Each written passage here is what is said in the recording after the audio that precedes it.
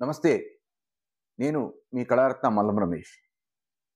దేశవ్యాప్తంగా వివిధ దేశాల నుంచి వచ్చి ఉన్నవారిని, ముఖ్యంగా పాకిస్తాన్, బంగ్లాదేశ్ వారికి అనుకూలులను బయటికి పంపించటానికి గట్టి నిబంధనలొచ్చాయి. ఎందుకంటే తీవ్రవాదులు ఘోరంగా చంపారు. అందరికీ తెలుసు. మన దృశ్యాలు చూసినా, విన్నా కూడా మనం అసలు ఒక ఫీల్ అనేది మనం చెప్పలేకపోతున్నాం. అందరిలో ఆవేదన, బాధ ఉంది. ఈ నేపథ్యంలో ఇక్కడికొచ్చి తిష్ట వేసిన వారిని వెంటనే పంపించాలి. ఆ దేశానికి మనకు సంబంధం లేదు అనే నిర్ణయం తీసుకొని, మరి ఆ పంపించే ప్రక్రియలో భాగంగా హైదరాబాద్‌లో, తెలంగాణలో ఓకే. హైదరాబాద్ మేజర్. బట్ తెలంగాణలో సుమారు 250 మంది పాకిస్తానీలు వచ్చి ఉంటున్నారు ఇక్కడ అని లెక్క తేల్చారు. నమ్మొచ్చండి మనం. పోలీసు లెక్కలు అధికారికంగా రికార్డెడ్‌గా అలాగే ఉంటుంది. కానీ అసలు పశ్చిమ బెంగాల్ తీసుకున్నా, ఈ హైదరాబాద్ తీసుకున్నా, తెలంగాణలో వివిధ ప్రాంతాలు కొంచెమే ఉంటారు. నిజామాబాద్ ఇటు ఉన్నప్పటికీ హైదరాబాద్ ఎక్కువుంటారు. ఆ తర్వాత కేరళ తీసుకున్నా, అస్సాం ఎక్కడే తీసుకో, కాశ్మీర్ తీసుకున్నా, ఎక్కడ తీసుకున్నా సరే, ఢిల్లీ ఉంటుంది. బాంబే, ఇంకా చాలా నగరాల్లో లెక్కేస్తే దేశవ్యాప్తంగా అక్రమంగా వచ్చి స్థిరపడిన వారు, ఇక్కడున్నవారు కోట్లలోనే ఉంటారు. 1,00,00,000, 2,00,00,000, 3,00,00,000 సంగతి తర్వాత. కానీ వారందరిని మనం ఏమి చేయలేము. ఎందుకంటే రాజకీయ పార్టీలు లౌకికవాదం పేరుతో ఓటు బ్యాంక్ రాజకీయాల కోసం వారు వచ్చి ఇక్కడ తిష్ట వేసినప్పుడు స్వాతంత్రం వచ్చిన దగ్గర నుంచి వస్తూనే ఉన్నారండి. స్వాతంత్రం రాగానే పాకిస్తాన్‌లో ఉండేవాళ్ళు పాకిస్తాన్‌లో ఉన్నారు. ఇక్కడ ఉండేవాళ్ళు ఇక్కడ ఉన్నారు. వాస్తవానికి ఇక్కడి నుంచి అక్కడికి వెళ్ళిపోవాల్సింది ఆనాడు. మతపరంగా విభజించారు కాబట్టి. కానీ ఇక్కడ ఉన్నవారు ఉండొచ్చంటే అన్ని మతాలు వారు ఉన్నారు ఓకే. కానీ మళ్ళీ అక్కడి నుంచి రావటం మొదలుపెట్టారు. మళ్ళీ బంగ్లాదేశ్ నుంచి రావటం మొదలుపెట్టారు. ఈ దేశం మాకొద్దని విడిపోయిన తర్వాత తూర్పు పాకిస్తాన్, పశ్చిమ పాకిస్తాన్ గొడవలో భాగంగా బంగ్లాదేశ్‌ని పూర్తిగా పాకిస్తాన్ నుంచి దూరం చేయడానికి మన దేశం సహకరిస్తే, వాళ్ళు మన దేశానికి వ్యతిరేకంగా యుద్ధం చేస్తూ, మళ్ళీ ఇక్కడికొచ్చి తిష్ట వేస్తూ, అక్కడ మమతా బెనర్జీ సహకారంతో లక్షల సంఖ్యలో ఉన్నారక్కడ.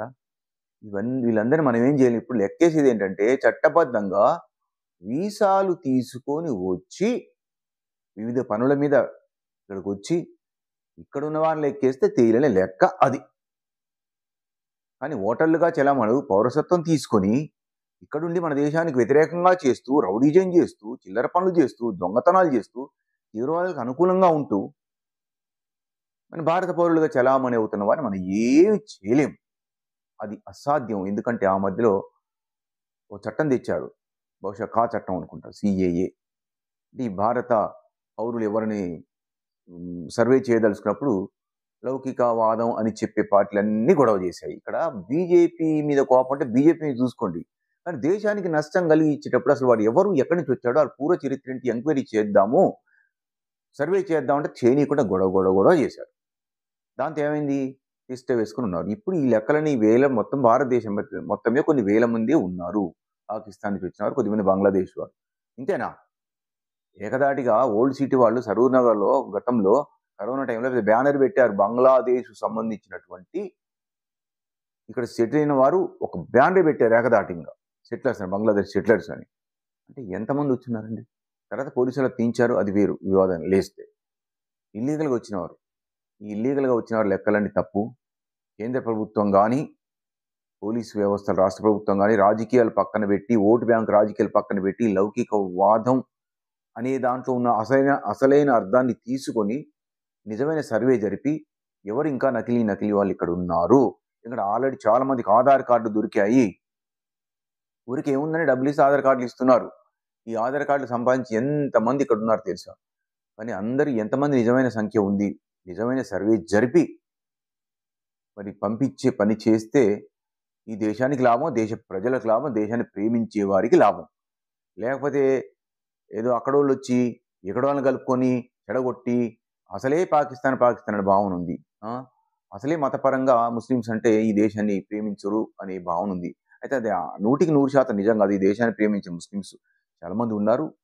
మనం ఆ విషయంలో సందేహం లేదు. ఎందుకంటే ఇప్పుడు చాలా మంది ముస్లిమ్స్ ఇక్కడ వారు, ముస్లిమ్స్ పాకిస్తాన్ వారు కూడా మాకెందుకు ఈ గోల వల్ల మాకు ఆదాయం లేదు, తింటాను తిండి కష్టంగా ఉంటుంది, నీరు కూడా కష్టం అనే భయంతో వాళ్ళు ఉన్నారు అక్కడ.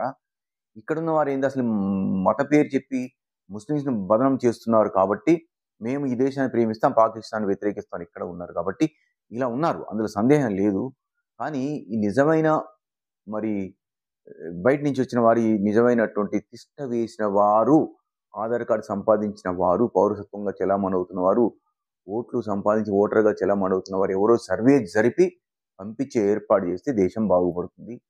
రాజకీయ పార్టీలారా దయచేసి ఓటు బ్యాంక్ రాజకీయాలు పక్కన పెట్టి సహకరించి ఒక నిర్ణయం తీసుకొని మరి విదేశీయులు ఇక్కడికొచ్చి తిష్ట వేసిన విదేశీయుల్ని పంపించే పని చేయండని మరి అందరి అభిప్రాయం, నా ఒక్కడి అభిప్రాయం కాదండి. భారతదేశంలో సగటు ప్రజల అభిప్రాయం కాబట్టి దయచేసి ఈ పని చేయండి దయచేసి. ధన్యవాదాలు.